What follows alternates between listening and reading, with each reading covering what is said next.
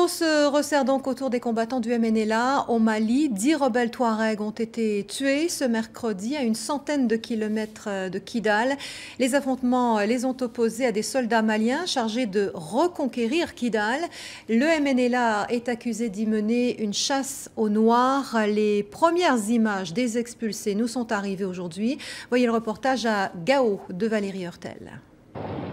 Fatigués, le regard perdu, ils ont roulé des heures à bord de plusieurs camions dans la poussière jusqu'à Gao.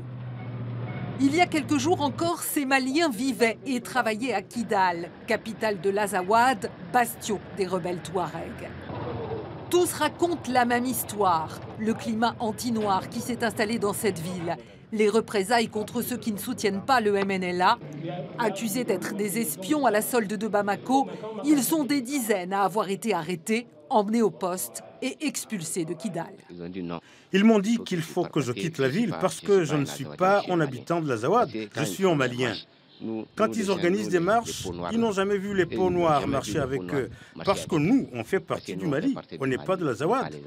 On donne des informations à Gao, on dit aux jeunes de Gao de manifester pour que les militaires maliens viennent à Kidal. C'est pour ça qu'ils nous ont expulsés. Ils ont dit, les Noirs, soit vous êtes pour le MNLA et vous restez, soit vous êtes Malien et vous partez au Mali. Ils nous ont emmenés à la prison, on y est resté 3 jours et on n'avait que de l'eau à boire. Le mouvement touareg le reconnaît, il y a eu des arrestations.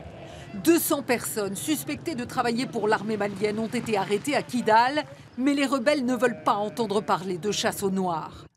À Anéfis aujourd'hui, des combats ont opposé le MNLA à l'armée malienne qui progresse vers Kidal.